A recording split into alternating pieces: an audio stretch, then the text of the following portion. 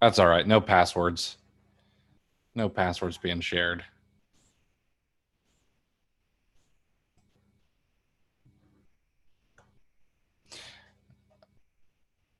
All right, everybody, welcome.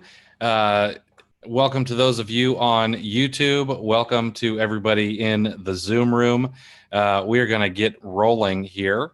Tonight is all about tactical arbitrage Q&A. And actually, let me make this screen just a touch smaller so I can keep my YouTube up over here as well. Okay. Perfect. All right. So welcome, everybody. If you are on YouTube with us, if you'd give me a thumbs up, hit the subscribe button. I try to bring everything I can for online arbitrage and Amazon FBA to you guys. Thanks for spending some time with me tonight.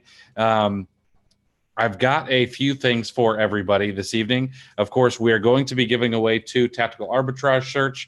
Tonight, I'm not wearing my capital arbitrage shirt. I'm wearing my capitalist pig shirt, but I'm going to be giving away 2 TA shirts. I've also got 2 copies of IP Alert for everyone, and then we've got 5 leads from OA Cheddar. That's oacheddar.com.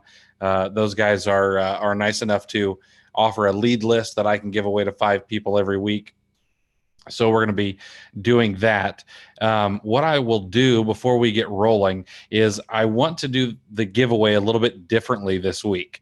So I have created a little Google form where you can put in your first name and the first initial of your last name.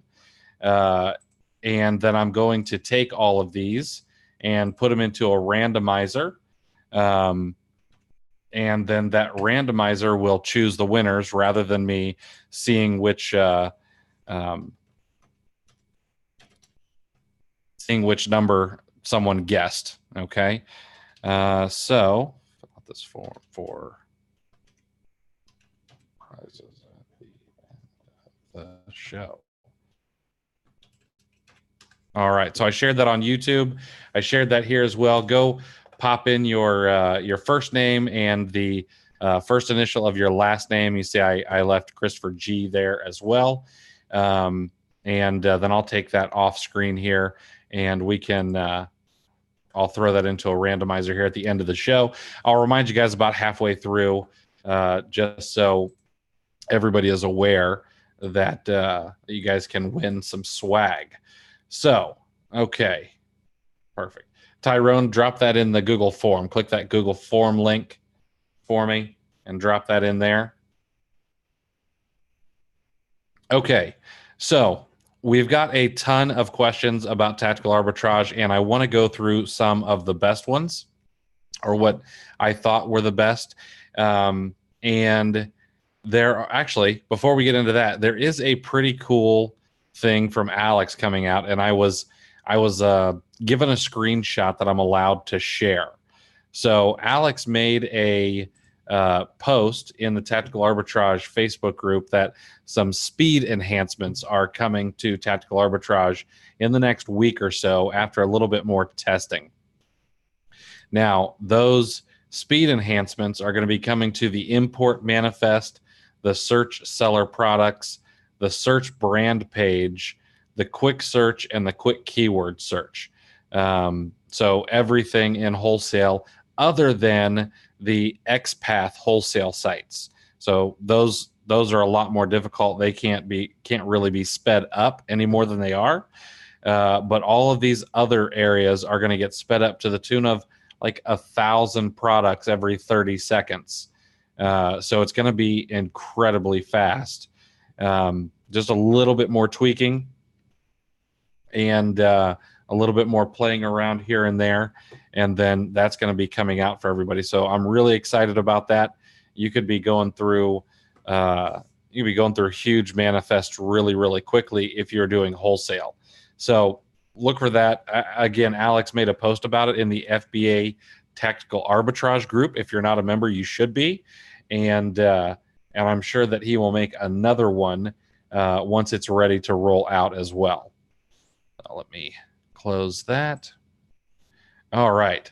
Now, some of the other questions that we got.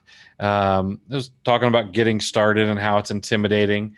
And I want to address that really quick. Um, Getting started with a new piece of software, or getting started in a new business, even an Amazon business or anything else, it absolutely can be intimidating.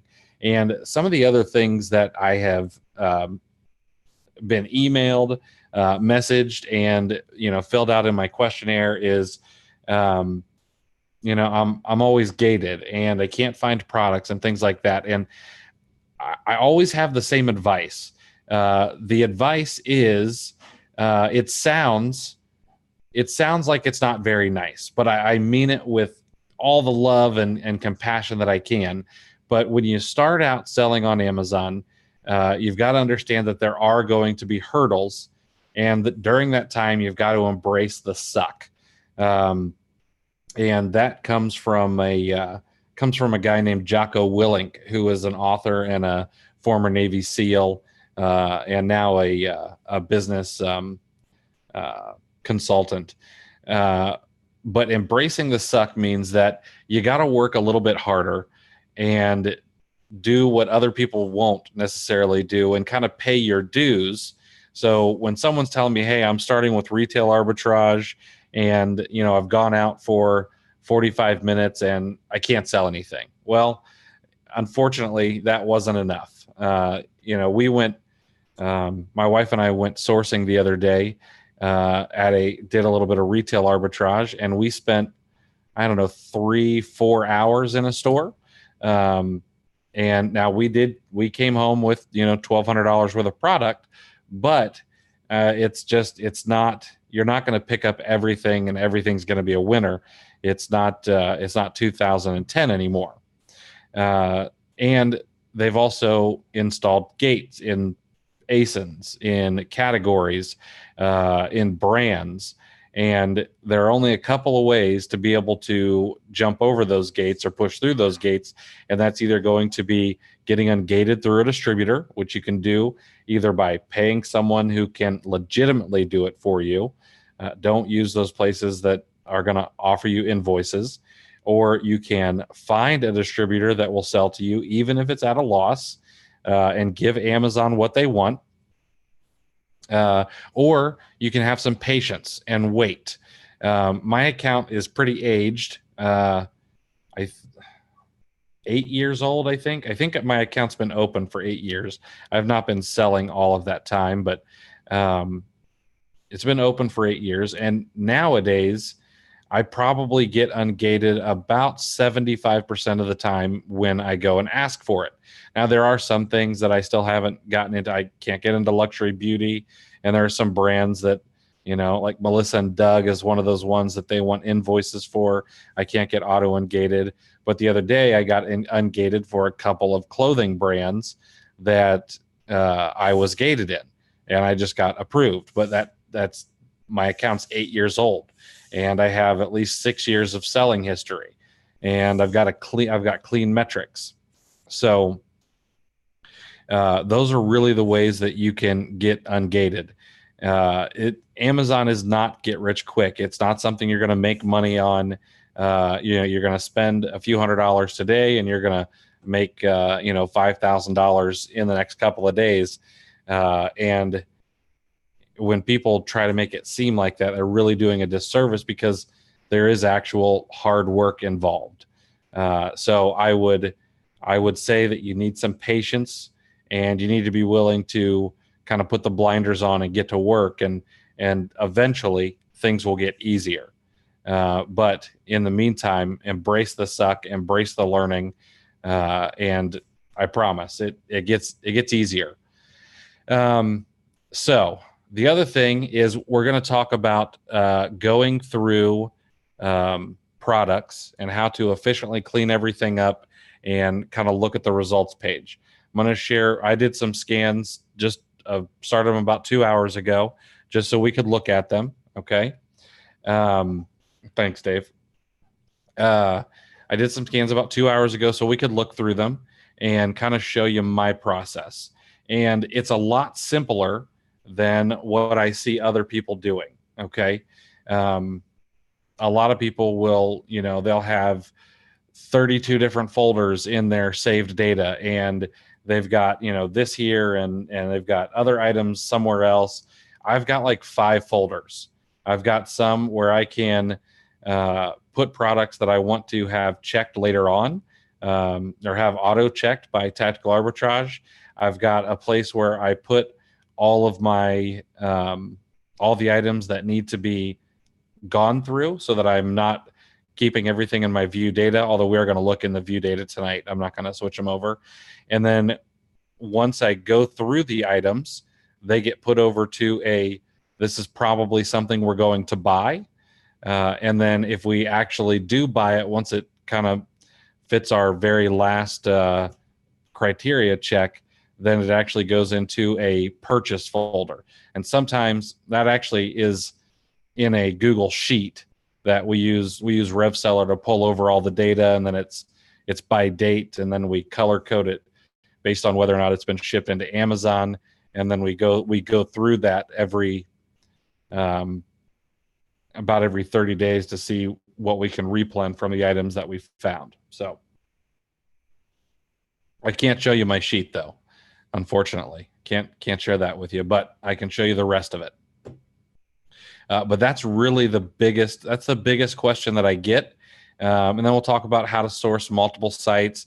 Some folks were wondering how to find replenishables, how to interpret Keepa data. So if somebody, either on YouTube or in the Zoom room, if you have a Keepa chart that you don't mind sharing that's confusing to you, I would love to go through a Keepa graph. Okay, but let's go ahead and dig into some things. Now, one of the things that was asked is, Chris, how the heck do I find places to scan? I'm either scanning things that are saturated, which, if we want to talk about saturated for a minute, one of the things about being saturated is what you think is saturated probably is not necessarily saturated. Okay. You need to pay attention to the number of competitive sellers, not necessarily the number of sellers on a listing. Okay. If we use an example from, let's use an example from a few years ago, PieFace. PieFace had like 400 or 500 sellers on it at one time. And I sold like 80 units in like 3 or 4 hours one night. It was all merchant fulfilled, and they were just going like gangbusters. The thing is that was ranked like in the top 20 on Amazon in toys, and there were some people who were selling it at the current price. I think the current price was like $80, and then there were a bunch of other people who were 100, 150, 200, and they were holding out for those really, really high prices.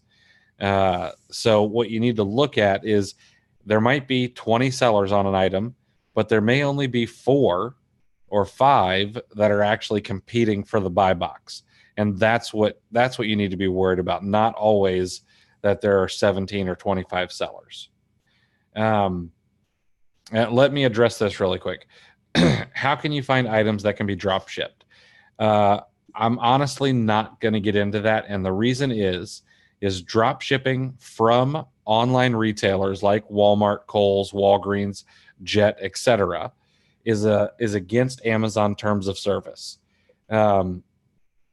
You can drop ship if you do it properly. You need to be the seller of record. You need to have your name and address on the invoice, and all of that. And you need to work with a wholesaler or drop shipping company. Drop shipping from Target, Walmart, etc. A lot of people do it, and they still have accounts, but if you're not careful, you'll eventually get your account shut down, either by Amazon catching you, or by having enough complaints over slow shipping speed, or they get the item in a Walmart box, or they get it in a Jet box or a Target box, and they ordered something from Amazon. You're gonna end up getting yourself in a little hot water there. I've actually got. I'm not doing a video on that, but another thing that Another thing that people are doing is they're doing online arbitrage from places like Vipon and Snagshout and these other coupon sites, and you're going to end up getting yourself in trouble. Those are people who are trying to create private label products, and they're trying to get traction by offering discounts, and then they've got Joe Blow buying their product, shipping it back into Amazon, and competing on their product with them. Now, yes, they should have gated their product. They could have, they could have gotten the trademark. They could have gotten brand registry and done everything they need to do.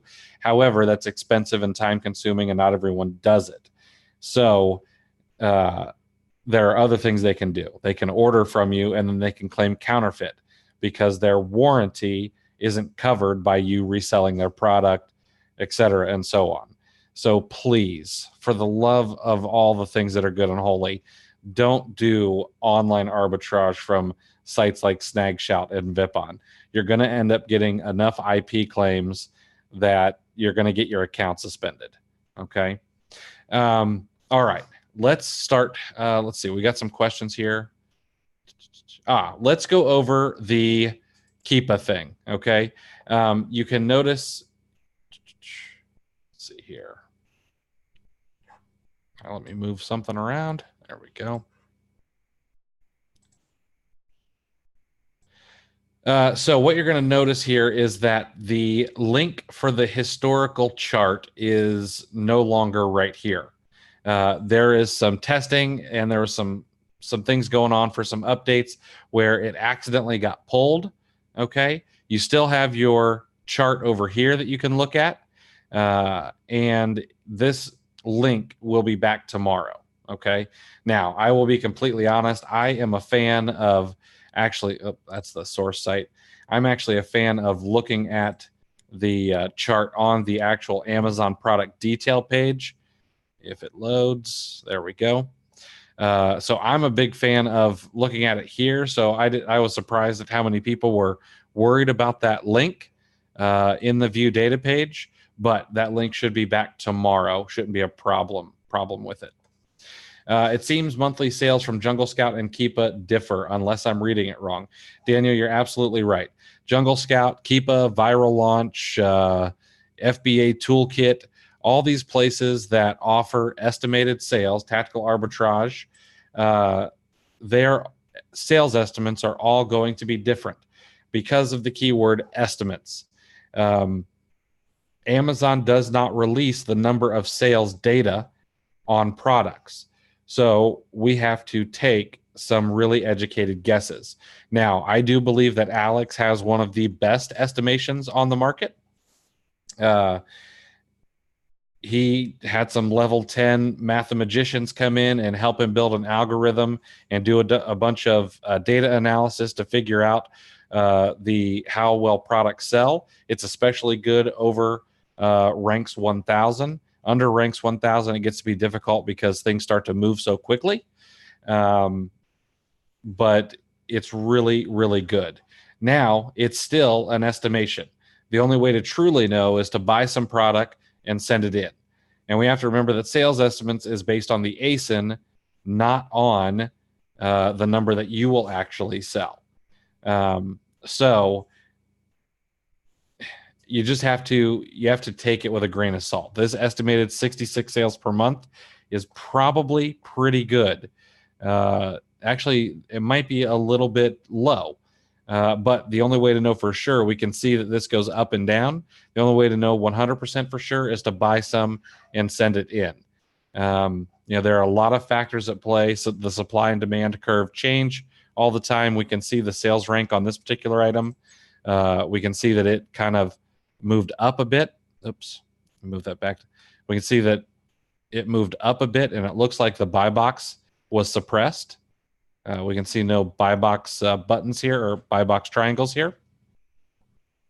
So the only way to know really for sure is to test product. Utilizing your Tactical Bucket subscription, I am going to, yes, I do have some webinars about Tactical Bucket. We're also going to do a week on tools for Tactical Arbitrage. They'll be paid and free. We're going to get into some of them tonight, but I was going to try to dive deep into all of the ancillary tools that go along with Tactical Arbitrage and kind of throw some fuel on the fire that is TA. Okay. Let's see here. Okay. One of the other questions that I get quite frequently is, how do I choose what sites to use? Okay. Now, I will be completely honest. I have a couple of honey holes, and I've been plain and upfront about it. Walgreens is one of them. I know how to work Walgreens like a fiddle. I know I can work their sales and their discount codes, and I get discount codes in the mail all the time. You can't really work gift cards online with them, but I'll show you how you can take advantage of TA and gift cards with Walgreens if you're willing to do a little extra work. And then I know how to work the points as well. And now that we can do $50 off per purchase, and I have worked around my temporary banishment from Walgreens, I'm back at it and ordering things quite a bit from there. So you're going to find your honey holes with Tactical Arbitrage, but there are some ways to figure out what places that you should go and actually source from. So the very first thing that you can do is if you go to salesgazer.com, and I have not made a training video on Salesgazer. It's fairly easy to use. It looks like a regular email inbox. However, your Nana and your Aunt Sally are not going to be emailing you here. It is only going to be sales emails. And you can see that I have not deleted any for a while. So I have over 26,000 emails in this particular inbox. Now, the other thing that you can do is you can actually look at specific stores. So I can check out Walgreens.com. I can check out Belk or any of these other sites that I might want to check out. I can also search for them. So if I want to see Barnes & Noble, I can put Barnes & Noble in here, and I can click on it, and then it's going to pull up all the Barnes & Noble emails that have come through, okay? This is a great way to be able to keep your finger on the pulse of sales that are happening, okay? These come in just like a regular inbox. The newest is going to be at the top. We can see this one actually just came in like 15 minutes ago. And whatever their top sellers is at Tanga, they're going to be talking about. This Bath and Body Works, I can guarantee that's a sale. So there's a bunch of things in here, okay? So that's one way to keep your finger on the pulse of sales. I'm going to show you something else here very shortly. Another is Tactical Search Engine. Nate McAllister built this, and this is a custom search engine that only searches the sites that are inside of Tactical Arbitrage. So if we put in here 30, and let's do a %, okay, just like this, and we click search, we can actually skip past the ads, okay? We can see there. Here's a product, 30. That's a 30% at Sephora. It happens to be an ordinary product, but then you've got 30% off at Groupon, and there's another product, 30% off for more smart appliances. Okay, so there's a bunch of ways to be able to use this. If you actually go down to the suggestions, so that's a bit. If you go down to the tutorials, you can actually see how to use this. There's some basic operation and some search term inspiration. Okay, so if we actually pull this one here, this will actually pull back a variable for us. Okay, let's put that in there. So now what we have is we've got off-Broadway shoes, and they've got some percentage off in here. It's going to, if we click through to it, we should actually see the percentage off. 90s inspo. There we go. Buy one, get one 50% off in store and online at off-Broadway shoes. Okay. So Tactical Search Engine is a really great way to get started. You use some of these search term inspirations, okay? 10% off, bulk discount, ends tomorrow, clearance. You can find clearance at stores that you might have never thought of. Okay. So there's a lot of different ways to go in and search for items. So I would suggest you set this up. This is completely free. Okay. Now, another way to get some ideas of where you should go sourcing is I actually come here to Gift Card Wiki. And if you go to the gift cards page, what's going to pop up is all the gift cards. And default, they have it set to the hot gift cards, and then they typically sort by name. Excuse me. But what I do is I click on all, and then I click on discount. Okay. So the first thing you're going to have is you're going to have a lot of things like restaurants, which is just going to happen. Okay. You're going to have restaurants and things people don't want up at the top. But then if we keep scrolling down, let's see what we got here. Mimi's Cafe. There's a Lane Bryant. So there's a clothing store for women. Shutterfly, Pea in the Pod. Here's a Pea in the Pod for 35% off. Torrid for 35% off. AutoZone for 33% off. Blick Art Materials, that's 32% off. That's pretty good. But there was one that I saw earlier.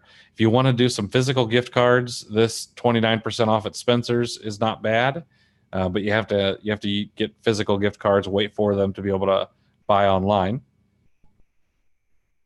But there was, where is it here? One I saw a little bit earlier. Books A Million, 22% off. That's great.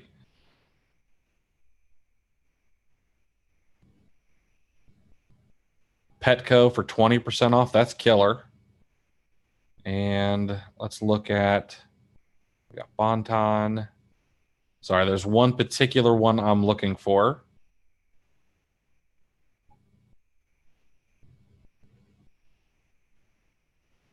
And I lost it. Michael's, these are all sites in TA. Anyway, it was Barnes & Noble. But if we go in here and actually find Barnes & Noble, Barnes & Noble was around 19% off, okay? And Barnes & Noble should have e-gift cards. They do. This is bargaingiftcard.com, so I may not actually buy from them, but I'm okay with Card Cash. Card Cash has never messed me over. And I can grab some. Let me actually go to value. Raise has got 4% off. So you got to kind of look through these and see what you can get. Bargain Gift Card has 19% off, so you can get $85 for $69. So you could use that. I've never used Bargain Gift Card, so I'm not 100% sure how well they work. But there would be an easy way to get 20% off. Yeah, typically from Barnes & Noble, I'm buying toys most for flipping.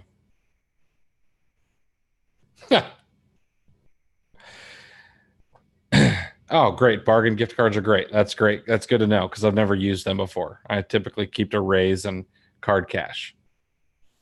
So what you do is you go through those gift cards, and then once you go back through Salesgazer, you can then look up the actual site. And if we check out Barnes & Noble, we've actually got a 10% off coupon for your entire purchase. So there are going to be some exclusions, of course, Nooks and Nook Books, but there's 10%, plus you can get up to 19% off. But if you get 10%, another 10%, you're almost at 20% off. You're probably going to be closer to like 17% off total.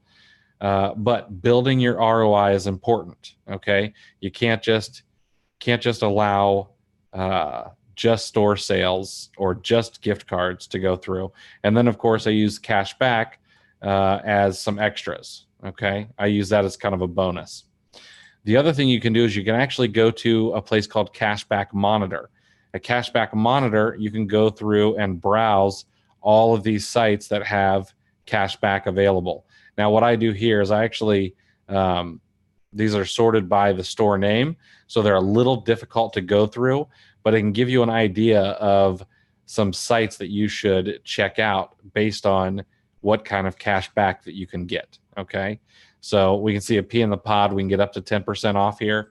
If we go check out Barnes and Noble,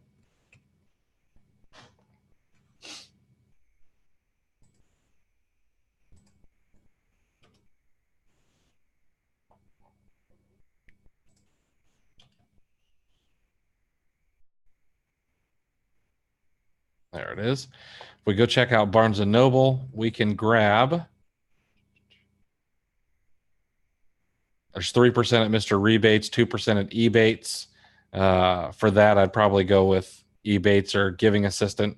I like Giving Assistant a lot. And then you can also, if you have certain credit cards, you can get cash back there as well. Okay, so there's tons of ways to be able to skin that cat. All right, so that should give you some ideas of how to get started, how to find sites. And then the other thing is, honestly, just go through the sites on Tactical Arbitrage. I've told some people, they're like, I've searched through Walmart, I've searched through Walgreens and Kohl's. Honestly, open up the list and go in backwards alphabetical order. Okay, go away from where everybody else might be and check out Zoomies.com. Check out Zappos. Zappos also sells on Amazon, but go check out Yankee Candle. Yankee Candle is probably going to be gated for anybody who might be newer, but just keep going. World Market has some great stuff every now and again. Halloween's coming up, and I bet you a lot of people don't know that wholesale Halloween costumes is in here because they may never get down this far or actually pay attention outside of Walmart and all these other big sites. Okay, so just really go through and try your hand at something. If you run one scan and it doesn't come up with anything, no big deal. There's plenty of other places to go to. Okay, let me go in and grab some questions here. All right, we talked about Keepa. That's good. Need additional help on using library only for only setting I see is also show. Ernie, we discussed that last week in the, this is actually live on YouTube right now. And once I get the thumbnail put out, I'll be emailing everybody a link on YouTube. Need additional help on using. Last week we went all over library, and I did show how to do that trade-in ROI all by itself.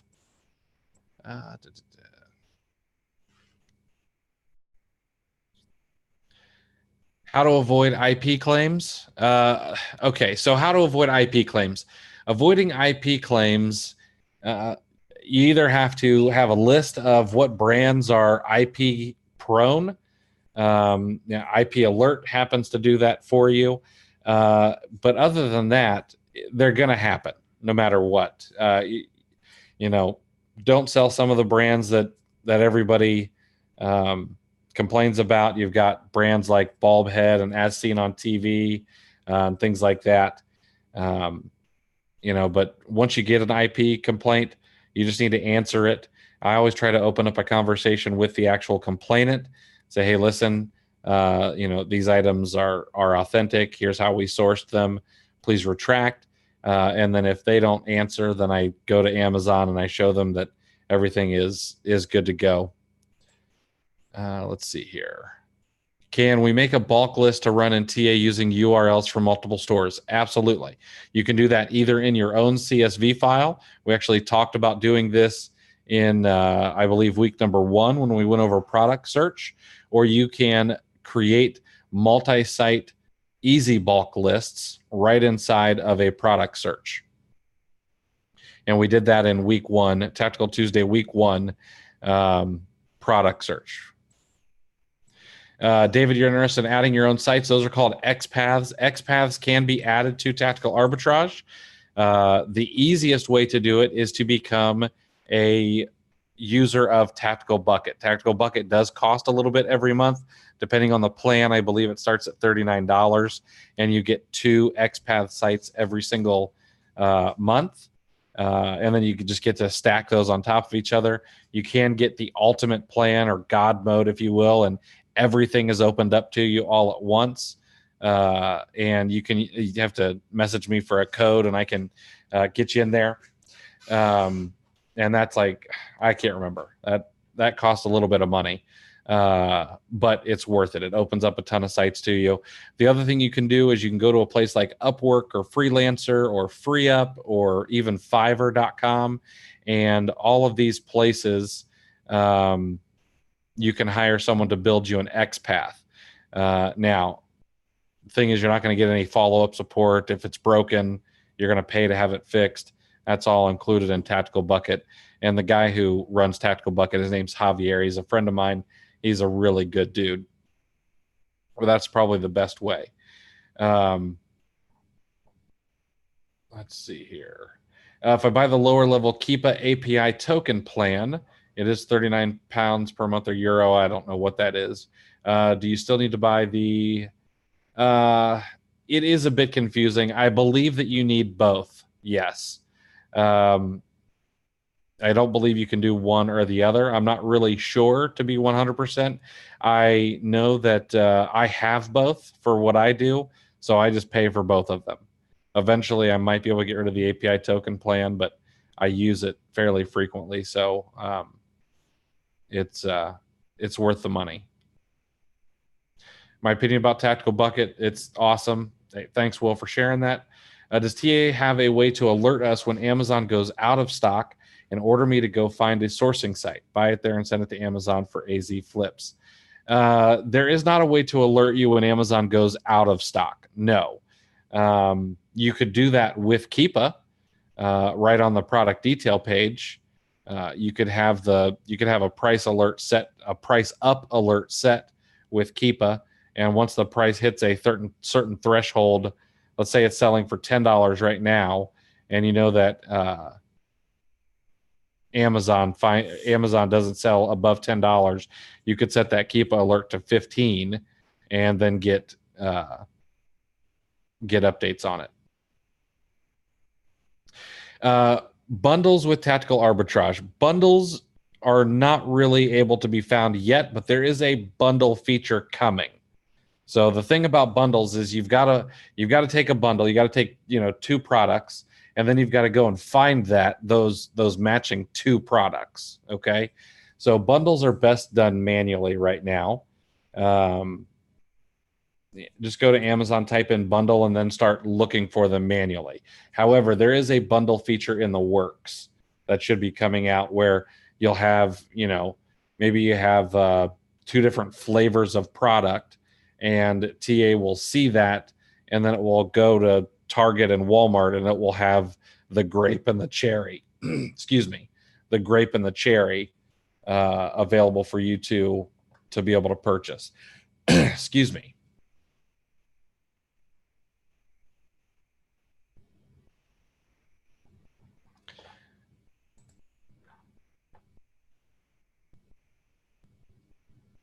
How do you get the Keepa chart on the left side of the data page? That's a great question. So this Keepa chart, the questions I have in a spreadsheet. Sorry, we've got a question on YouTube. The questions I have are in Zoom. I take them from YouTube.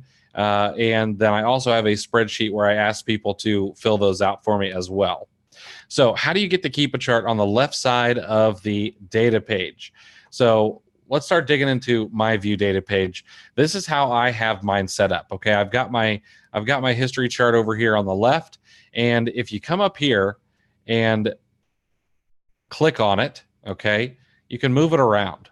All right, so I can move it here, I can move it back, but that chart is the first thing I want to see. Okay, I have it set to 90 days in my settings, and then of course I can change it any which way that I want inside of here as well. Okay. The next thing I have is my estimated monthly sales. Now I like to see that right along my history chart just because it's a nice little indicator of what's going on. I like to know whether it's in stock or not. I like to know my source, Target or Walgreens or Box Lunch or whatever. I like to see my price. I'm not really gonna. Sorry, guys, Johnny. I'm not really gonna touch on the product finder inside of Keep It tonight, but we could do that sometime. We could go over that sometime. I like to know my discounts and taxes. So one of the things that you're going to see here in Walgreens is you're going to see a 50% discount as my first discount. That's because this particular item is buy one, get one free. So it's 50% off. And then I've actually got a code for an extra 20% off. This 20% off in here is just a code I have. All right. And then Walgreens, I've got to pay tax. So it's in here as well. So I've got my tax. So my total is 57.2% off, or $3.71 of the $6.49. Okay. So that makes my adjusted price of $6.49 down to $2.89. I have my quantity in here. Now, the reason I have my quantity is the quantity shows as 1 here, but I can see over in the Amazon title that shows as a pack of 2. Now, a lot of times people are like, well, this is a mismatch. This is not a mismatch. And this is something I get asked this a ton. I need to stop seeing these mismatches. This is not a mismatch. This is actually the Amazon API sending incorrect data. Okay. The quantity comes directly from Amazon. And the problem with these is this particular product was probably created by an Amazon or a third-party seller. Okay, we can see that it looks like Amazon may have been on it at one point, but I would imagine that was probably like a lost unit or something. Other than that, Amazon has been off of this particular product, so it was probably created by a third-party seller. And when they created this product, they probably did not put the data in correctly on the back end. So the back end and what data is being served up to TA from the Amazon API is that this is a quantity of 1. Okay. However, it's a simple fix. I go in here, I edit it, I pop in 2, I hit enter, and now it updates everything for me. I can see that the original price would be $12.98. After all of my discounts, I should be paying $6.17. Now, this is going to make it a negative ROI or negative profit, negative ROI, but I'll never have to do that again on this particular ASIN. It's always going to show up that way for me. Okay. Now, a couple other things, the way that I have mine set up, I've got my adjusted price here, my quantity. The other thing I do is I put my images right next to each other, and I have these both set to large. Okay, I've got the product image here, I've got my Amazon image here, so I can look at them. All right, then I've got my title. This is a title from the source site. It is clickable to go to the source site. Okay, and then I've got my Amazon title here. Now, the reason that I put my source title here and my Amazon title here is so that when I hit this fork button, it opens up the source site first, and then it opens up Amazon for me. That just happens to be the way that I like it. Okay. I like the source site first and then Amazon second. And then on my Amazon page, I've got Rev Seller to let me know whether or not I can sell it. And I've got my calculator and all that stuff, so I can put everything in here. And then, of course, we copy it to put it into our spreadsheet. Okay. Now, the other thing I do is I have the brand. And the reason I have the brand is I do typically want to stay away from brands where there might be an IP alert on it. So you can see this is green and this is green. Those are all good. I don't think I have any on the first page that are alerted. They don't.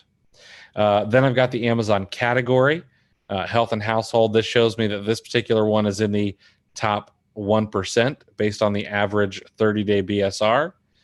I've got the ASIN here in case I need to update the ASIN. I've got the Amazon UPC and the UPC from the source site. I like to have these up so I can see whether or not it's an Amazon match. I can see that the UPC actually matches on Amazon and on Walgreens. I've got the buy box here, whether it's FBA, virtual FBA, or merchant fulfilled, or it's Amazon, whatever that might be. I've got the number of new sellers. I've got my tactical edge button, of course, so that I can go in and take a deeper look at things. And then you can hover over this, and it will tell you the number of FBA and merchant fulfilled sellers. And then, of course, it'll tell you the competition. Let me move my, so what we can see here, let me open that back up. What we can see here is that the number of sellers using FBA that are within 2% of the buy box are 3. Compared that with 4 sellers, I really only need to be worried about 3 out of the 4 sellers. Okay. The Amazon buy box price, my sales rank, my 30-day rank, my 90-day rank. And then I also like to see whether or not Amazon is in stock over the last 90 days.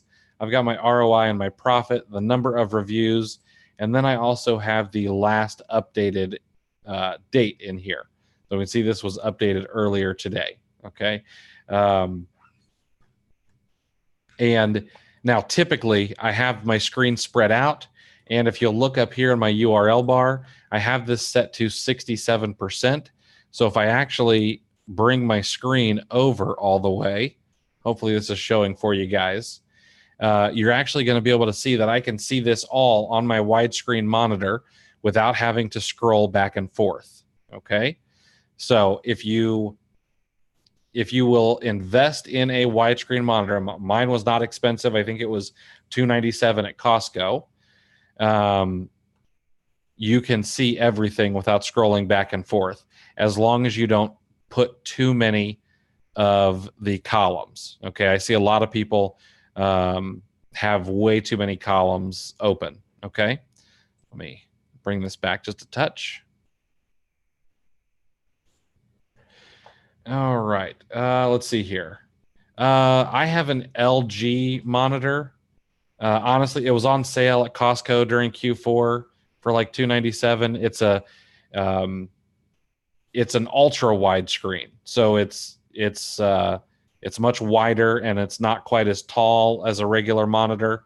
And then over here on the ground, I actually have a dual folding monitor as well, which I don't use. I just use my widescreen monitor. But I would suggest a widescreen monitor. I don't particularly care for a curved monitor. I've had one of those and it just wasn't great.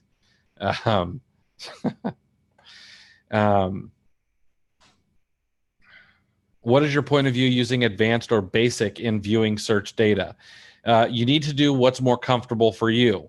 I have been around since before the basic view was available, okay? And so I am used to this. But if basic view is what is more comfortable for you, or if I happen to be doing this from a phone, then I can turn on the basic view, okay? And there we go. So in the basic view, here is one of the things that I'm always told. I don't see everything. There's 796 items, but only 498 are showing. Well, that is because in the basic view, you get a match quality that is 75 and higher, okay? So we need to remove that. The gross ROI has to be 1% or better, okay? So that's fine. And hit apply. If we do that, we should have everything show up, or almost everything, okay? Now the other thing I'll do is then I'll go in and I'll reset my filters. And still not everything shows up. Let me get this out of here. Oh, I know. The other thing is I also have a bunch of categories in here chosen not to show me. So the basic view is fine, okay, if you want to see it like this. I'm just not used to it. However, if you have the time, I would suggest that you learn the advanced view. It allows you to get much more granular, okay?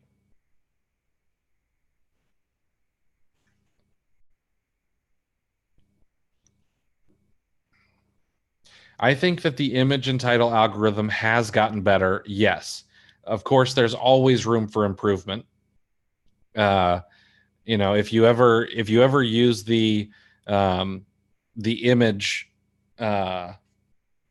in your Amazon seller app, which was an image match program that Amazon built, not, you know, someone a company with billions and billions of dollars, it's still not perfect. And I can scan my Diet Pepsi and it may come up with Coke Zero. So there's always room for improvement. But I think that it's, of all of these sourcing tools on the market, the image match and title match algorithm with Tactical Arbitrage are the best of what there is.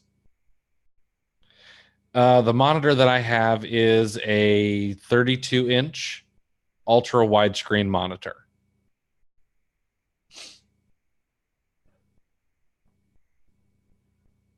You could probably get away with like a 27-inch instead of going 32, or it doesn't have to cost a ton of money. Just needs some space. All right, we talked about getting the chart over there. Okay, great question, Stephen. How do you know? Oh, hey, Tiffany is here. Hey, Tiffany, how's it going? Stephen, how do you know if you're gated to certain products and categories? It is honestly trial and error. Okay, so what I do is I always open up the Amazon product detail page. Oops, sorry, I keep clicking on the wrong one. I always open up the Amazon product detail page. I personally use RevSeller. RevSeller is my go-to. It tells me whether or not I can sell it. And this is actually a good time to bring up why this is not included in Tactical Arbitrage, okay? The reason it's not included inside of Tactical Arbitrage is because it could actually get your Amazon account in trouble. This data has to be called to your account, okay? And if Amazon saw that being, and you're not supposed to use the MWS keys to call that information. So if Amazon sees it being called 4, 5, 6,000 times in an hour, or 20,000 times in a day, it's not going to look good. However, when you use a product like RevSeller or Can I Sell It or whatever else is out there, it goes and it pulls that data one at a time. Okay, so Amazon's never going to see it, or they're not going to care. So what I do is I'm logged into my Amazon seller account. My RevSeller pops up. It goes and pings my account to see whether or not I can sell it. And it keeps me off of Amazon's radar, keeps my account safe, and I don't have to worry about anything. But it is against terms of service to actually do that on a huge scale. So it cannot be inside of Tactical Arbitrage. What's my opinion between Tactical Bucket and Storefront Stalker Pro? If you have the money to invest, I would invest in both of them. But if you need one before the other, I would probably get Storefront Stalker Pro, and then watch all of my training videos on how to use it. Because there's a bunch of things you can do, and you can just create tons and tons of lists to do reverse searches, wholesale searches, and so on. Gabriel says, how accurate is the analysis in TA? I don't know what you mean by that. If you could kind of expand on that, I'd be happy to answer it for you. Let's see here.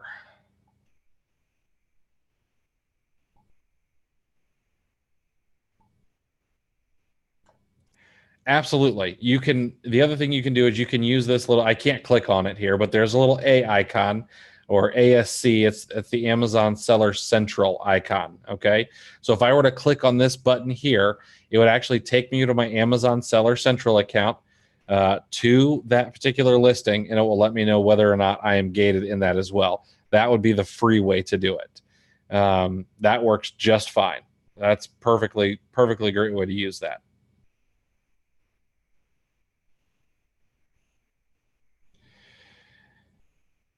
Carson, are you selling from the US, or do you live in Canada? Do you live in the UK, or do you live in the US?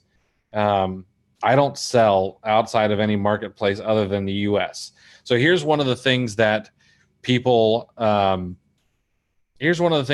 start thinking about once they start selling 5 or 10 or 15,000 a month on Amazon, they're like, you know what? I have to expand to another marketplace.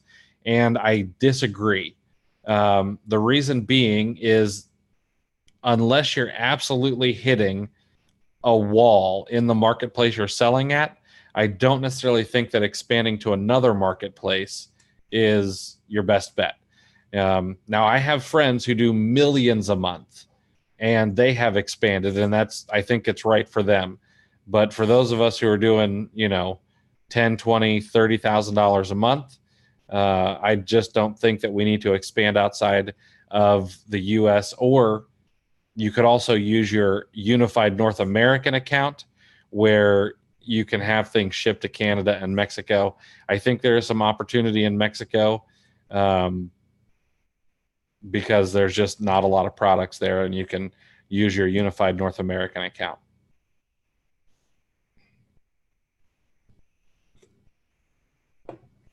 What's the difference between Storefront, Stalker Pro, and ASIN Extractor and Tactical Bucket?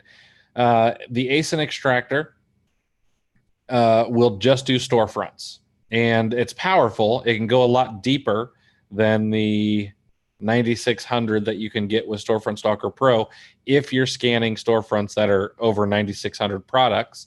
But what you're going to be missing out on is if you want to go do keywords or categories or things like that and actually pull the ASINs from them. I am a big fan of Tactical Bucket. Absolutely huge fan of it. I think everyone should have it.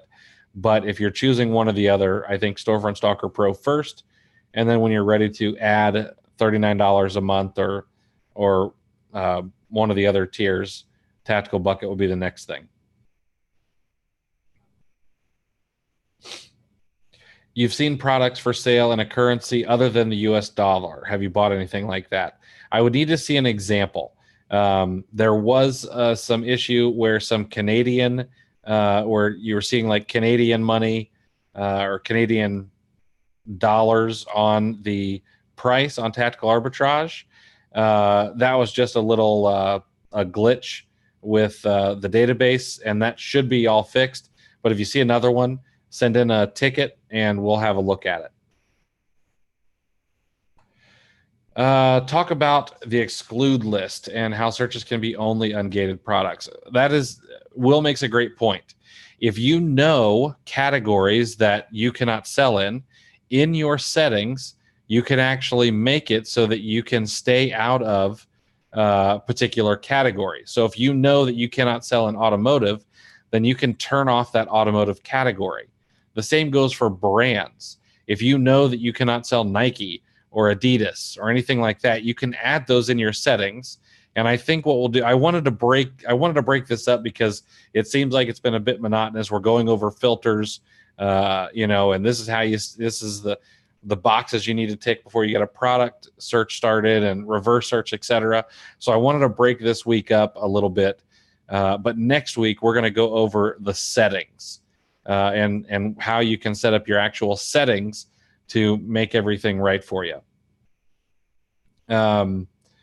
But yeah, in your settings, you can use the exclude list for ASINs, which of course you can see here. I could exclude this ASIN from ever seeing again. I can also exclude this brand here. So if I never want to see Nature Made or Good Smile again, I can exclude these. And then in the settings, we can actually exclude entire categories.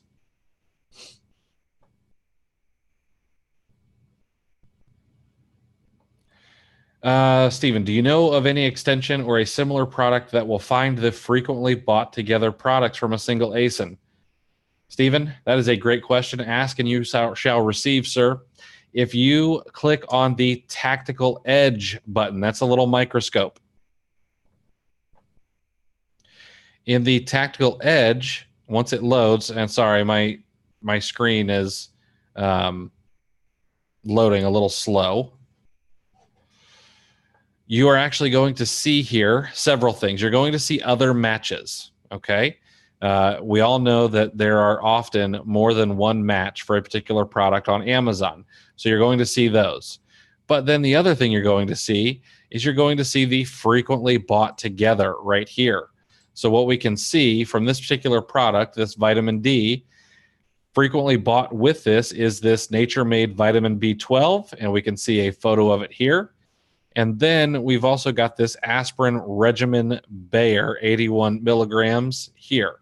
So those are the products that are frequently bought together with this.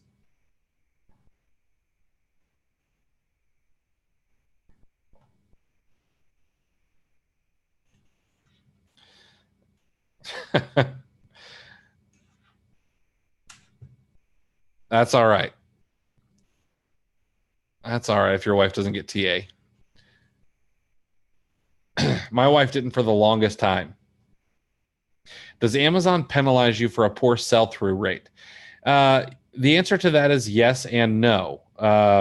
Yes, you're going to pay storage fees. And if your sell-through rate is really bad, you're going to end up paying long-term storage fees if those items have been there long enough. The other thing is that your IPI score can go down. Okay. Now, it has to get below 350 before they take away your unlimited storage.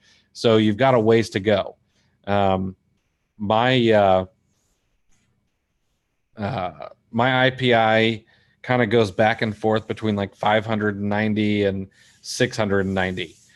Just depends on how much inventory I have and what I'm selling, and maybe I got a dud or whatever, but it's not really a big deal. I think IPI score was overlooked, was overanalyzed when it first came out. You just got to keep that IPI score above 350. And then, what about in terms of not sharing the buy box? I couldn't say for sure. I don't think so. I don't think you're going to be getting hit with not sharing the buy box for having a poor sell-through rate. It could be one of the reasons maybe they suppress buy boxes, but again, I would just be taking guesses.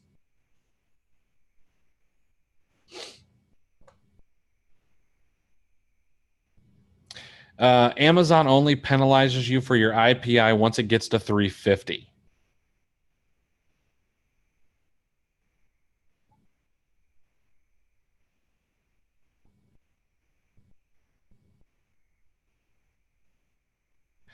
Okay, let's see. What is a good barometer for sales per month? For example, if a product is selling 20 units per month, will that item take a long time to sell? So figuring out how many sales per month is going to happen it's an art and a science, if you will. You need to check out how much the sales rank moves. Okay. You can check out the estimated sales, but then you also have to figure in the number of competitive sellers. And there are some unknown variables like, is there going to be an increase in the number of sellers? So if an item is selling 20 per month and there's 10 sellers on the product, well, my first thing is, well, that's only 2 per seller. But the thing is only 2 of those sellers are actually competing for the buy box. Okay. So 2 of those sellers, let's say the product is selling for $10. One person is priced at 10. The other person is priced at 10.25. Those are the only 2 sellers. The rest of them are all priced at $15 through $25. Okay. And we'll say they're all drop shippers. There's 2 people who are competing for the buy box. So essentially those 2 people are going to be splitting 20 sales per month. But then some of my unknowns are, well, what happens if the price comes down a little bit? What if that person selling at $10.25 decides to bring it down to $9.95? Is that going to increase the sales velocity?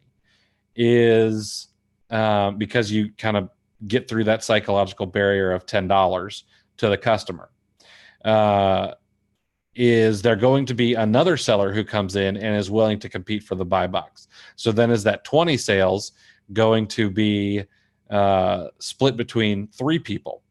So the only thing that you can really do is make an educated decision, okay, and then buy some items and send them in. That is literally the only thing that you can do to know for sure. I've been doing this for a pretty long time. I still make bad buys. I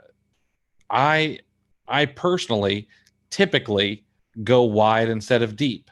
Okay. Now, once I find a product where I'll typically buy 10 of an item at most. Okay. Especially on the first one. And then I will try to replenish that for as long as I can. Okay. Recent example of a bad buy.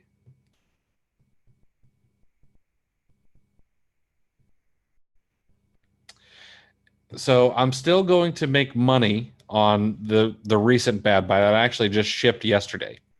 I went 60 deep on a product that moves very, very quickly. It was, I don't know, it was like a $450 cost of goods sold. Now, the problem is that I could not see all of the variables. And while this particular product had a really great track record of being a good price, it was right around the $25 mark, had a great history of that over the last 90 days. This particular variation was the one that was getting 60% of the sales based on the reviews. Someone came in and brought the product from 25 down to 18. Now that took me from an $8 profit down to like a $2.50 profit. It just happens. I consider that a bad buy because I went deep on it. I went 60 units deep instead of just buying 10 or 15 or 20. And I'm not going to make, I think I was going to profit around $300. And now I'm just going to, that's a great question, guy. Do I hold out or do I cut my losses? So here's the thing about money. In my opinion, money loves speed. Okay. So I have my repricer set to what my minimum is. Typically, if I'm not clearancing a product, I want no less than a 10% ROI. So my repricer will price down to 10% ROI, and I let everything sell. I don't touch pricing. I let my repricer figure it out. If it hits my minimum, then I stop and I reprice to the top again. And I hope that it comes back up. And then I start repricing back. Okay. If I am not selling after 90 days, then I'm clearancing the product out because my money needs to flip. Okay. I would rather make 10% and flip it twice a month than make 25%, but have to hold that for 3 months. Because if I can take 10% and flip it twice a month, I'm going to, in the long run, be way ahead of taking that 25% over 3 months. So I want my money to move all the time. Yes, I set the 10% no matter what my cost is. It's always a 10% minimum. That is, it's not a 10% ROI. It's a 10% profit margin with my repricer, and I just let it go.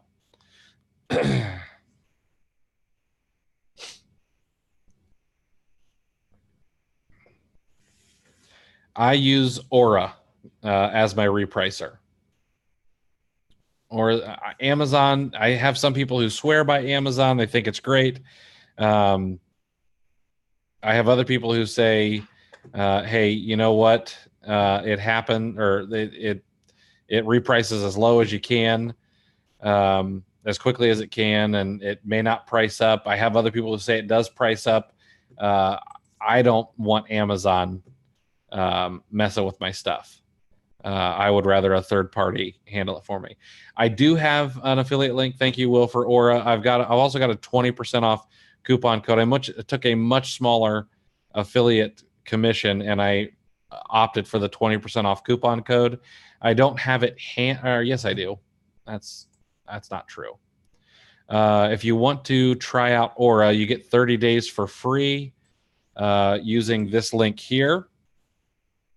And the code is CTS.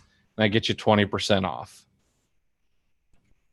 Garrett, I see your question about XPaths. I'm coming to you, man. I promise. Okay. Let me take some YouTube questions and then we'll come back and answer some others here. Hey, Nate's in the house. What's up, Nate? Let's see here.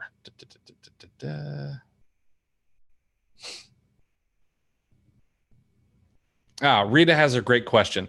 When you're going through the data, what is a good process? So here is one of the things that I do first. I like to have my keep a chart over to the left. I always want to see that. But one of the first things that I will typically do is I go over here to my gross ROI, and I actually filter this out. I don't want to see anything that is, or I want to see everything from 1% to 200% ROI, okay? And I apply that first.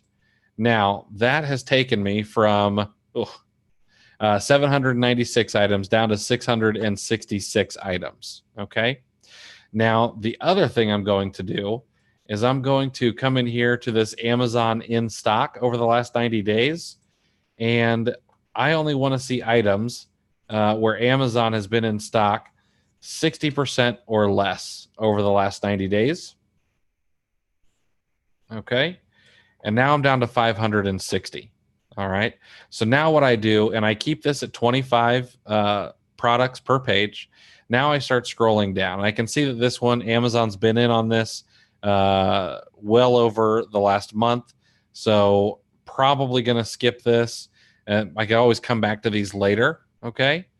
And I'm just going to scroll down and see one that looks like something I want to sell. Okay. Amazon's been in and out of this one. But here's one where Amazon looks like they have gone out of stock back in July. So this would be one where I might take a risk on it. Okay. I can also see that it is a seasonal product. It's also probably going to be hazmat. So Amazon's not on this. They're probably not going to come back on it. So this would be something that I look at because I live in Florida, so I know that people need sun lotion or whatever that is all the time. They always need it, okay? And if they can't get it at the local Walgreens, then they're probably going to order some off of Amazon. And people from Ohio, where I'm from, come down to Florida and they're going to buy sunscreen before they come down here. So this would be something that I would probably look into a little bit further. If it happens to be a hazmat product and you are able to ship into hazmat, you do want to make sure that you know your numbers before shipping in because it costs more to ship these than it would cost you if you could use partnered carrier shipping, okay? But I stop once I see something in a keep a graph that looks okay, and then I start to look into it a little bit deeper. If things look good off the bat, I put this into another folder where I actually will dig into it even deeper and actually make a decision because I want to go through these pretty quickly, okay? So this particular one here, I'd actually throw this into my scans item to be rechecked. See, possible buys go here, and I'm going to move that. Okay, that way it's out of the way, and then I can keep going. And then once I am through this once, I might change up my on-page filters a little bit and come back and go through it again. But I want to go through this as fast as possible. I want to see as much data as I can, and then I want to quickly get through a bunch of it. So I think one of the things that happens is people overthink it, and they start going through and looking at the history chart as really closely for every single product, and then they start making sure the prices are right on the source site and on the Amazon site on a product that they'd probably never sell anyway. I probably wouldn't sell this product. I typically don't sell what Amazon is selling typically, so like this product I probably wouldn't sell because I can see Amazon is on and off of it fairly regularly. And I just don't want to compete with Amazon in most cases. Let's see here. Do you have any strategies for finding sites to create private XPaths for? Go out and look at the discount gift card sites, go out and look at the cashback sites. And if it's a site that is not already in Tactical Arbitrage, go do some manual OA. Okay. So for example, I know that, let's just double check here. Pacific Sun is not in Tactical Arbitrage. I can't remember off the top of my head if that is because it's in the domain hospital and surfed or is in the domain hospital at the moment, or if it's for another reason. But I would go to Pacific Sun. I would do some manual OA, copy and paste titles over to Amazon, do some reverse image searches, and then if I can find a couple of products after spending 30 or 45 minutes, if I could find 1 or 2 or 3 products, then I would probably pay the few dollars to have an XPath built and allow Tactical Arbitrage to do the heavy lifting. Sam asks, is there a way to set results of a scan to expire after a certain date? For example, my VA scans sites that have 2-day deals, but if I don't get to it until day 3, obviously the sale is over. Sam, that's a good question. There is not a way to auto delete your data. So what I would do is when you set up your scan, I would name your search, okay? For example, if I'm doing a Walgreens vitamin sale, okay, I would put in here the date. So today is the 13th. All right. And in this vitamin sale, I might do vitamin 2-day sale. Alternatively, what I might do is instead of that current date, I would put in parentheses, sale ends 8/15/2019. And then what I can do is after I've set this up, I can go look in my view data or my search manager, and I can be like, oh, hey, this sale ended on 8/15, and I can just delete everything without going through any of it.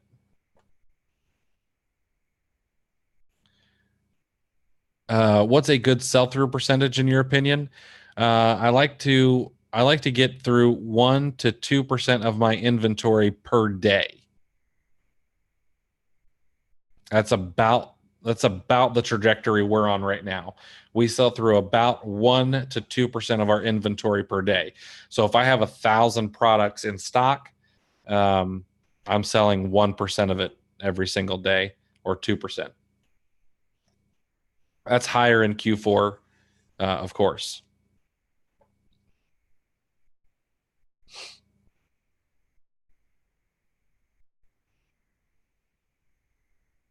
Brian, that link for the history chart is going to be back tomorrow. We answer that at the beginning.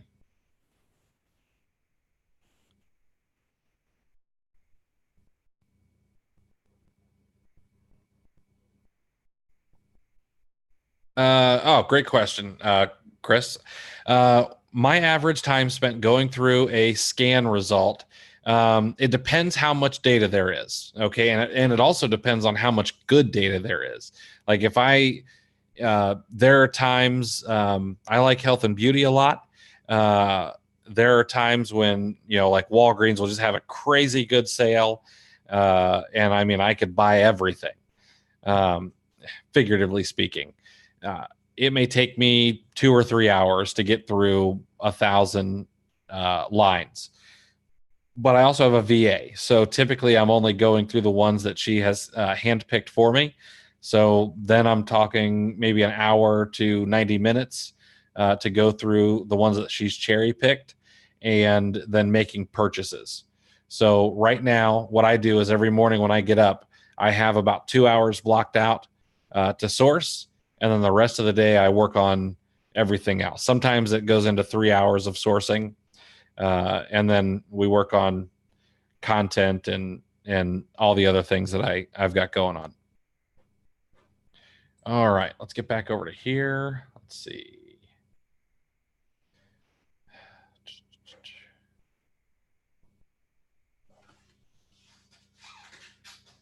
Oh, great question, Brian. On items that show 0 sales per month, do you exclude those or dig deeper? So typically I set my filter to show me anything that has at least 1 estimated sale per month. But sometimes I will off of there, because if it shows 0 sales per month, or it honestly has had no sales, if I can see with some common sense that the price is obviously too high, then I might look a little bit closer at that, because bringing a product back in stock or bringing it back to a place where it sells is just a smart move. And I've got an example of this recently. We brought a product back. It was being priced at $59.99 and it wasn't selling. And this product had a cost of goods around $10. Yeah, it was around $10. However, what we could see historically is that the price of $29.99 sold very, very well. So we purchased these items.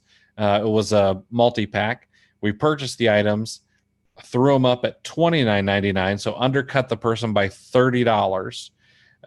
But we actually brought it back to where it was selling around the 40,000 rank range in health and beauty, which is a pretty good clip.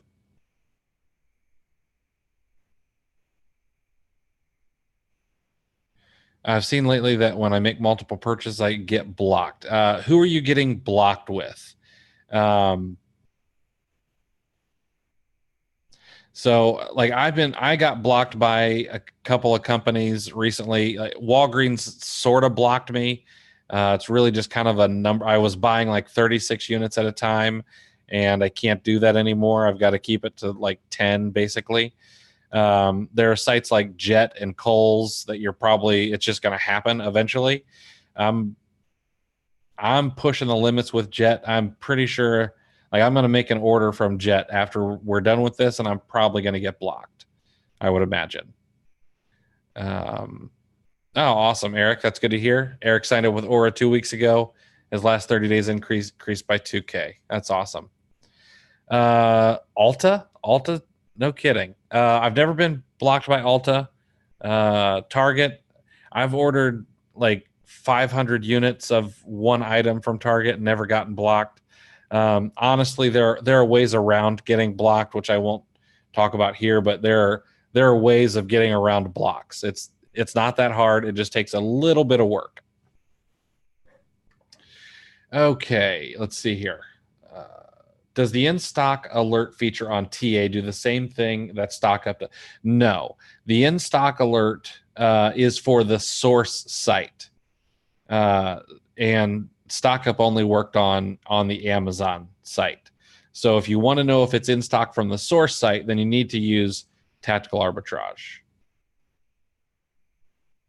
Okay, Guy says, how many items should you have before investing in a repricer?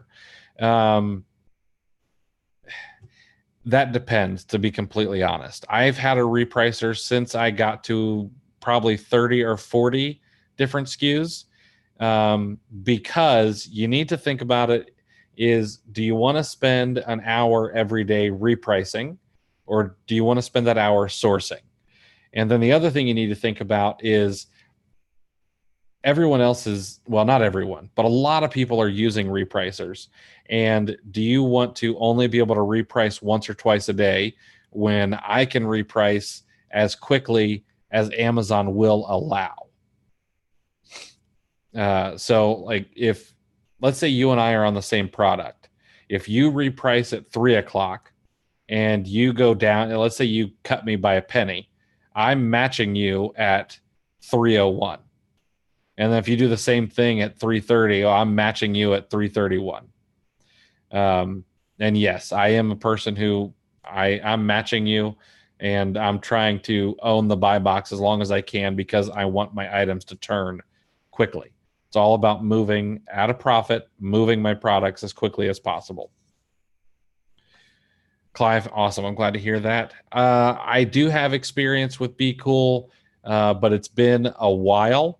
I know some people who absolutely live and die by Be Cool, and then I know other people who say that it's a nightmare. So I'm not partial or to Be Cool. I found Aura, and I like what these guys are doing. I think there's going to be some cool things coming from them in the future as well, with their AI.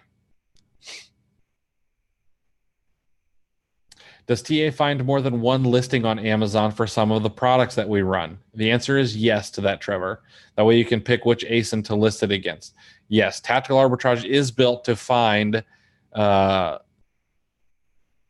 multiples of a product. So, if there's a vitamin C, and there's 5 different listings because 5 different people have made it, then you're good. It should show you all of those. Yes.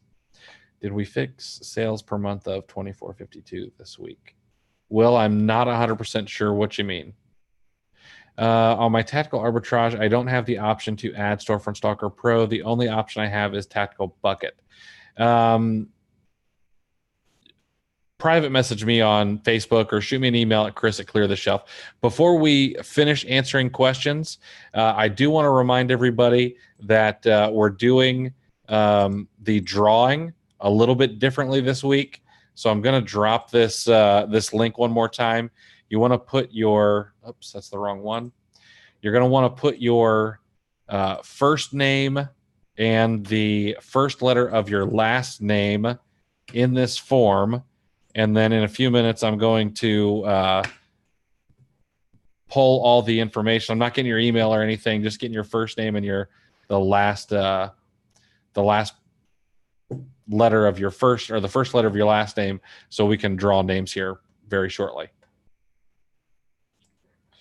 For someone who doesn't have a VA, how many hours a day should I research on the data? Joe, the answer to that is as many as you can. Of course, I don't want you neglecting your family or your children. But if this is something, if your goal is a side hustle, then you need to say, you know what, I have 2 or 3 hours per day or whatever it is, and this is what I'm doing. I am setting this aside to work. If it's something that you want to quit your job with eventually, then you need to be like, you know what, I've got 3 hours every night. I'm not going to watch Law and Order, and I'm going to work. So it really depends on your schedule. If you're already working 16 hours a day, then maybe you've only got an hour, and you just do your best in the hour that you can. But if it's something that's really important, then set aside 2 hours a night, set aside 3 hours, or get up an hour earlier.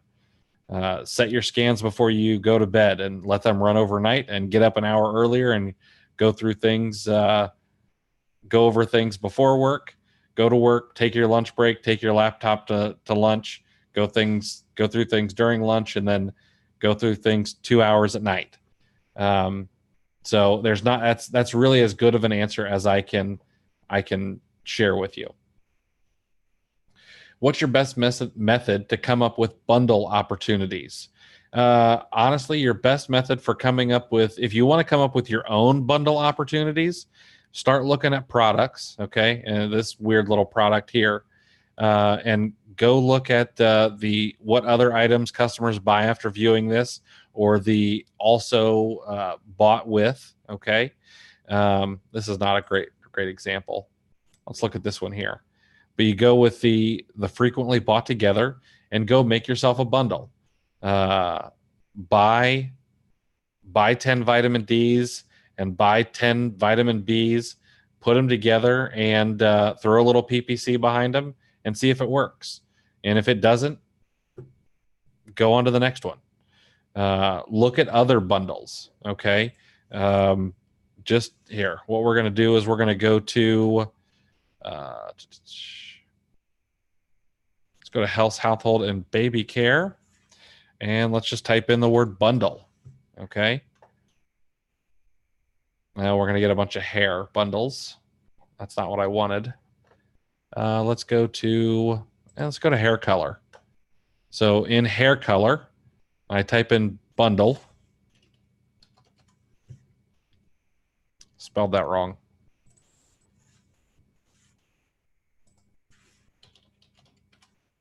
Shoot.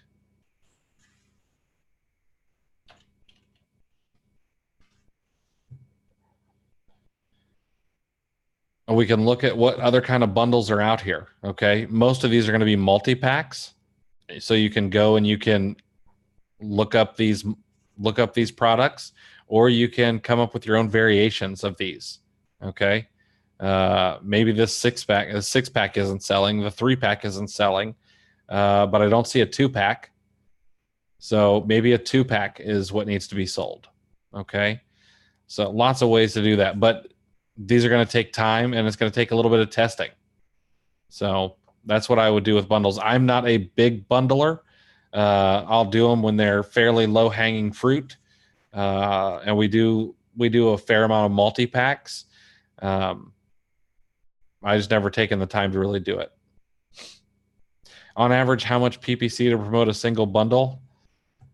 It's a great question. I throw cheap PPC at every single product that I put in my inventory. So I spend probably $200 a month on PPC. I would go a little bit deeper on that than that if I were doing my own bundle and I were the only seller. I'd be willing to send a little bit more.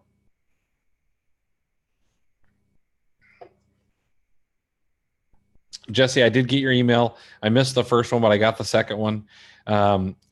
My computer restarted for an update while last week's Zoom was downloading to my computer, so I don't have the first 20 minutes of last week's webinar, and I am sorry. Okay, Tyrone wants to know how to build a list like OA Cheddar. Honestly, those guys have several VAs that work for them, and they're going through a massive amount of products all the time. And that really is the way to build a list like OA Cheddar. You have to be going through tons and tons of products.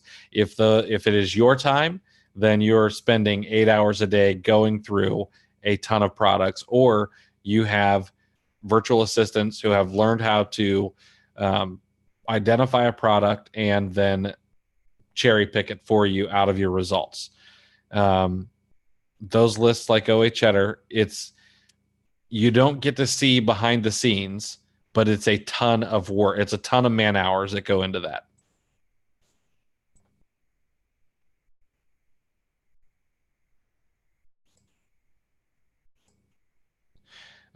Gabriel, I use the TA extension and then go to see how many sellers, how many items sold a month, etc. Okay, very good. Tactical Edge. Joe wants to know how often the rankings are updated under remove as per settings under the remove filter. Those are daily. Those are updated daily.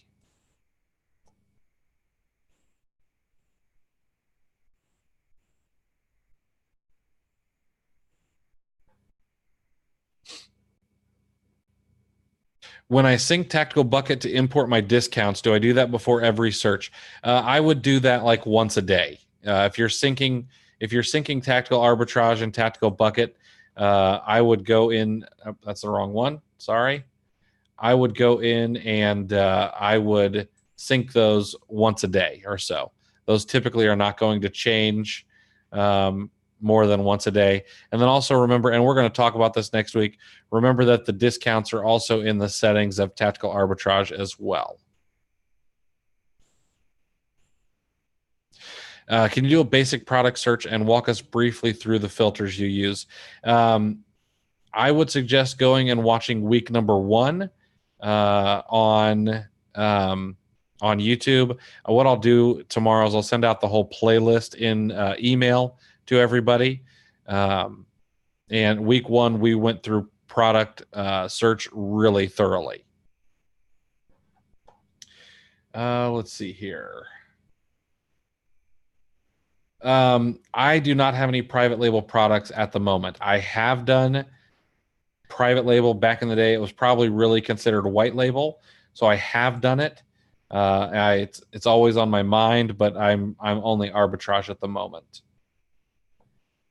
2 identical items with different ASINs. One is selling at a high price and the other is at a lower price and also selling. What is your strategy there? Brian, my strategy there is it would depend on the velocity. If the higher priced one is still selling at a really good clip, then I would I'm going to go again with the higher priced item. But I do need to know that it's very possible that those ASINs get merged. So because you're not supposed to have duplicate products in the Amazon catalog, they could be merged at any time. It's very likely that they won't be, but I am going to sit on the higher priced item unless if it's only selling 10 a month and the other one is selling 100 a month, then I probably would actually go with the lower priced item if I can sell through more units and it makes me more money over time. But if the higher priced item is selling 50 units a month, and let's say that it has 2 competitive sellers, and the lower priced item is selling 100 units a month, but it has 5 competitive sellers, then I'm probably going to go with the higher priced item. Hopefully that helps.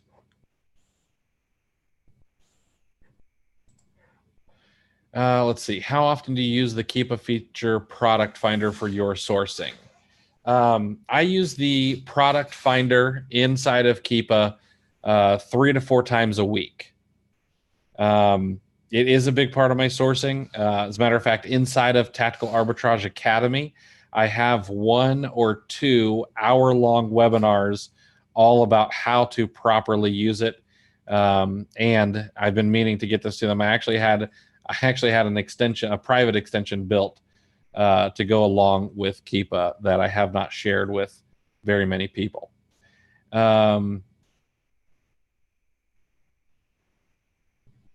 If you are ungated in topicals, did you notice an uptick in sales after? I noticed an uptick in sales in topicals. Yes. So here's the thing.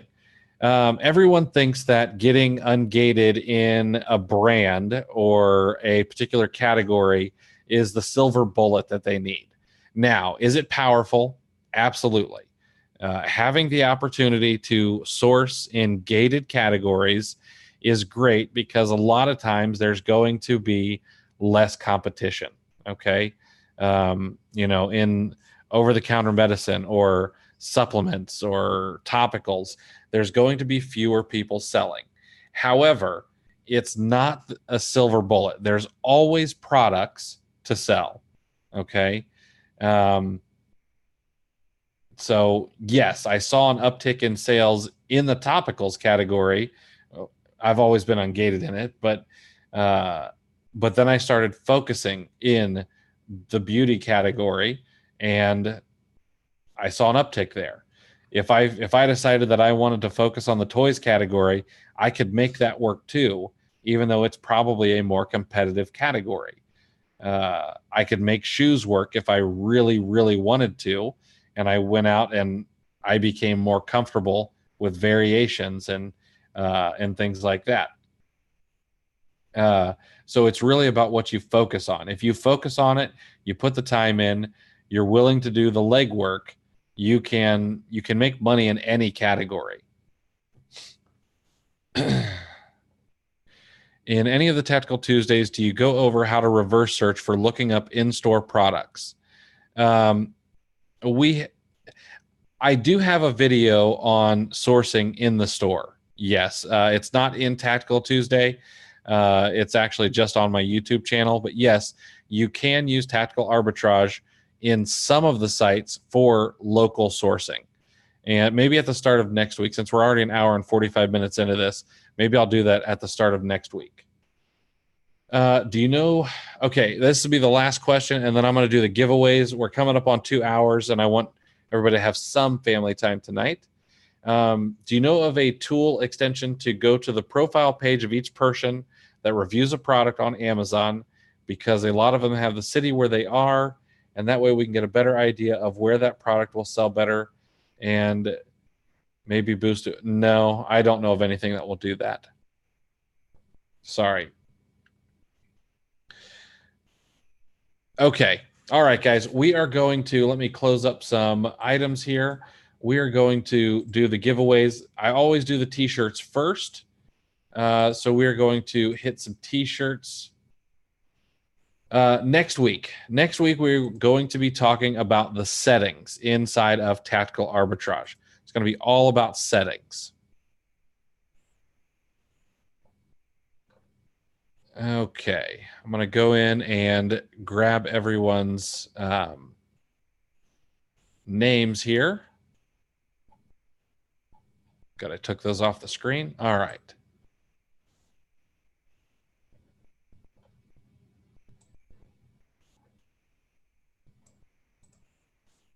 Grab everybody's names and we will throw them into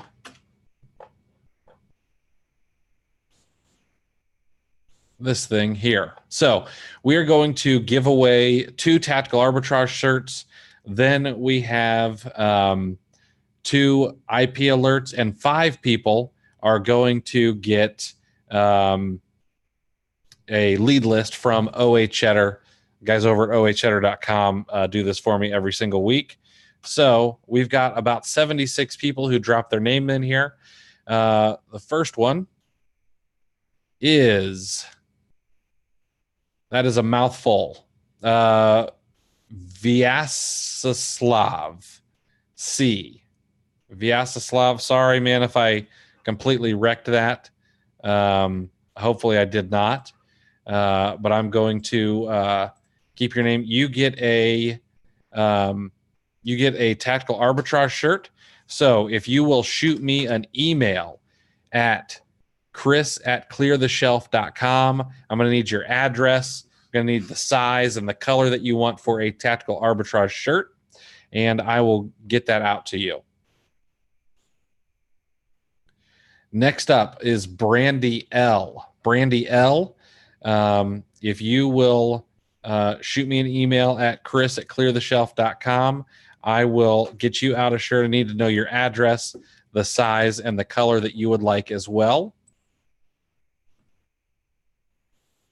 You know, it would probably be a better idea if I actually made everybody guess numbers, because I'd get a ton of engagement on YouTube, but this is probably a bit more fair. Before we get to the IP alert giveaway, we got one more question on YouTube. I find that high velocity products are the hardest to find profitable deals on with TA. Most of my purchases I can sell about 2 to 5 units per week. Do I need to accept a 10% ROI for high velocity items? Garrett, that's a great question. No, you're going to find some products where the ROI is higher than 10%. But you do have to realize that this is a much more competitive marketplace than it once was. So we are bound by the rules of supply and demand. And if the supply is higher, then the price is going to come down so that people continue to buy the product. So what I would suggest people do is, rather than necessarily be solely focused on the ROI of a single product, think about the ROI and the margins of your entire business. Okay. If I can buy some products for $5 or $7 and I make, let's say I'm making $1 or $2 on it, but I'm selling, 25 or 50 of those a week, then I'm going to do it. Okay. And then I'm also going to have items where maybe I only sell 2 to 5 a week and they're making me $10 a unit. All right. The thing is I'm flipping my money as fast as I can. I never want my money to be stagnant. All right. Let's pick a winner for IP alert. Okay. Let's see here. The next person up is Amanda H. Amanda H, if you will email me at chris@cleartheshelf.com, let me know that you won a copy of IP alert. I will shoot you out. I will shoot you out a copy of IP alert and all the instructions. Rita, yes, it is absolutely difficult to put in that work and then see that $1.50 profit, and then if the price tanks, and then you have to make a decision. Do you want to clearance out the product? Do you want to hold on? It's tough, but that is the retail business. So, and I'm not saying this to be rude or anything, but we've got to take our emotion out of our products. There's a product that we sell that I love. It's like one of my favorite products. But if I sold that particular product based on the fact that I happen to love the product. And, you know, also the fact that I took the time and the hard work, then I would probably do it at a detriment to my profits.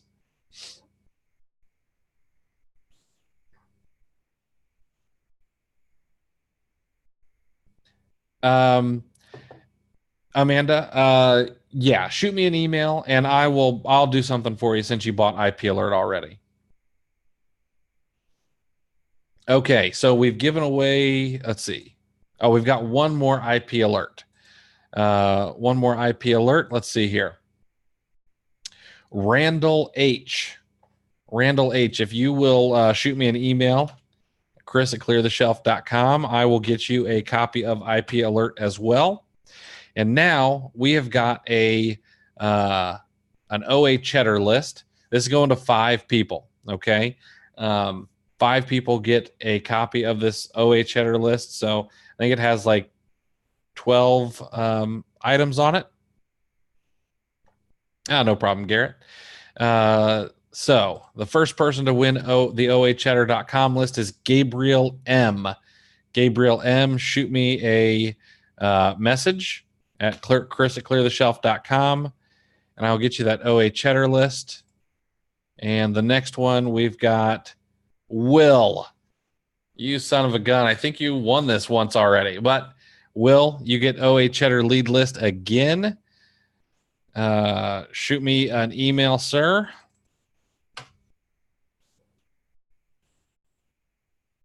Shoot this in here. All right. The next one is Jesse C. Christopher, it's not stupid you got excited over this, man. I love giving stuff away. Jesse C, if you could shoot me an email and let me get you over the OA Cheddar list. We've got 2 more for OA Cheddar. Eric A. Eric A, if you'll shoot me an email, I'll get you a link. And let's see. Last one is Carmen J. Carmen J, if you will shoot me an email at chris@cleartheshelf.com, I will get you over that OA Cheddar list. So we've got 5 winners of OA Cheddar, 2 shirt winners, and 2 IP Alert winners. Please make sure to email me at chris@cleartheshelf.com. If you guys got some use out of it, and go and check out OACheddar.com. My buddies over there run a great lead list. Christopher, there's going to be next week, man. I promise. We've got more stuff coming. Next week, we're going to go over settings. Of course, we'll go over every other questions that you guys have as well. If you guys, if this helps, please hit the like button, hit subscribe. It helps me out trying to grow my YouTube channel and bring you guys as much content as possible. And I appreciate you guys being here. I will see you guys next Tuesday, 8 p.m. Have a great one.